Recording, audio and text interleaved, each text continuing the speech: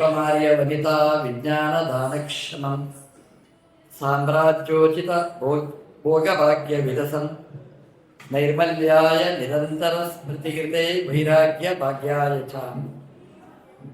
ಶ್ರೀ ವಾದಿರಾಜ ಗುರು ಸಾರ್ವಭೌಮರು ರಾಮದೇವರ ವೈಭವವನ್ನು ಹೇಳ್ತಾ, ರಾಮನ ಪಾದವನ್ನು ನಾವು ಗಟ್ಟಿಯಾಗಿ ನಂಬಿದರೆ ನಮ್ಮನ್ನು ಭಗವಂತ ಹೇಗೆ ಉದ್ಧಾರಣೆ ಮಾಡ್ತಾನೆ ಅಂತ ಹೇಳ್ತಾ, ಸಾಮ್ರಾಜ್ಯೋಚಿತ ಭೋಗಭಾಗ್ಯ ನೈರ್ಮಲ್ಯಾಯ ನಿರಂತರ ಸ್ಮೃತಿಗಿತೆ ವೈರಾಗ್ಯ ಭಾಗ್ಯಾಯ ಚ. ನಮಗೆ ನೈರ್ಮಲ್ಯವನ್ನು ಕೊಡುವ ದೇವರು ರಾಮಚಂದ್ರ. ಮಲ ಅಂತಂದರೆ ಕೊಳೆ. ಎರಡು ರೀತಿಯಾದ ಕೊಳೆ ಇದೆ.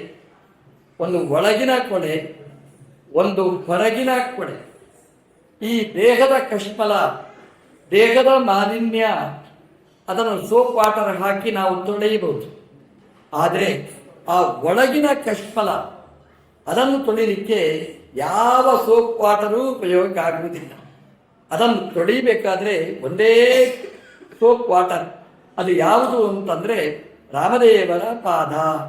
ಆ ಭಗವಂತನ ಪಾದವನ್ನು ನಾವು ಹಿಡಿದರೆ ಒಳಗಿನ ಕಷ್ಮಲವನ್ನೆಲ್ಲ ಜಡಜಡ ಅಂತ ತೊಳೆಯುತ್ತಾನೆ.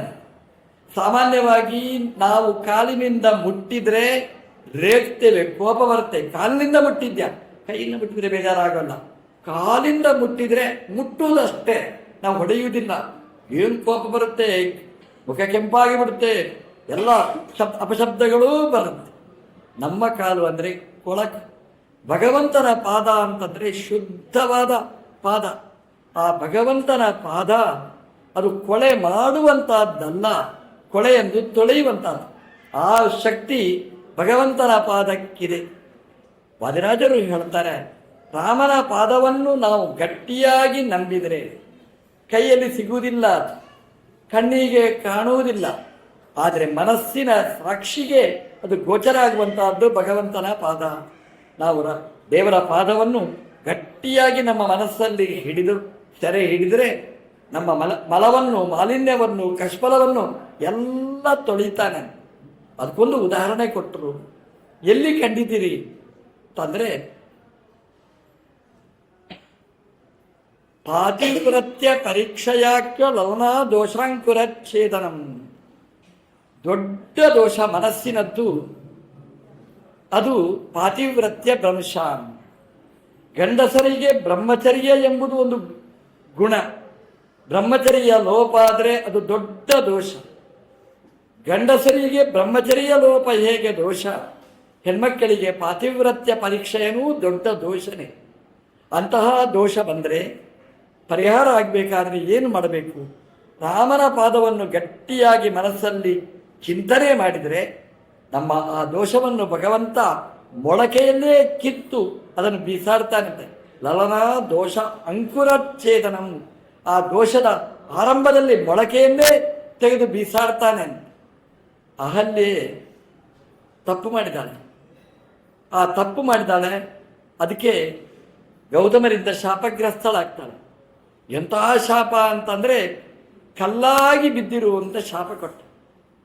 ಕಲ್ಲಾಗಿ ಬಿದ್ದಿದ್ದಾಳೆ ಅಂದರೆ ಪಾಪಕ್ಕೆ ಶಾಪ ಗಂಡ ಕೊಟ್ಟಿದ್ದಾನೆ. ಆದರೆ ಇಡೀ ಜಗತ್ತಿನ ಗಂಡ ರಾಮದೇವರು ಆ ಶಾಪ ವಿಮೋಚನೆ ಮಾಡಿದರು. ತನ್ನ ಪಾದದಿಂದ ಸ್ಪರ್ಶ ಮಾಡಿದರು ಆ ಶಿಲೆಯನ್ನು. ಆ ಶಿಲೆ ಅದು ಬಾಲೆಯಾಗಿ ಮುಂದೆ ಬಂದು ನಿಂತಿತು. ರಾಮದೇವರ ಶಕ್ತಿ ಎಷ್ಟು ಅಂತಂದರೆ, ಗಂಡ ಶಾಪ ಕೊಟ್ಟರೆ ಇಡೀ ಜಗತ್ತಿನ ಗಂಡನಾದ ಭಗವಂತ ಆ ಶಾಪದಿಂದ ವಿಮೋಚನೆಯನ್ನು ಮಾಡಿದ. ಸಾಮಾನ್ಯವಾಗಿ ಪಾತಿವ್ರತ್ಯ ಭ್ರಂಶಕ್ಕೆ, ಆ ಮಲಕ್ಕೆ ತೊಳಿಲಿಕ್ಕೆ ಬೇರೆ ಸೋಪ್ ವಾಟರ್ ಇಲ್ಲ. ಅದಕ್ಕೆ ಇದ್ದದ್ದು ಒಂದೇ. ರಾಮದೇವರ ಪಾದದ ಧೂಳು ಯಾವಾಗ ಸೋಂಕಿತು, ಅವಳ ದೋಷ ಎಲ್ಲ ಪರಿಹಾರ ಆಯಿತು.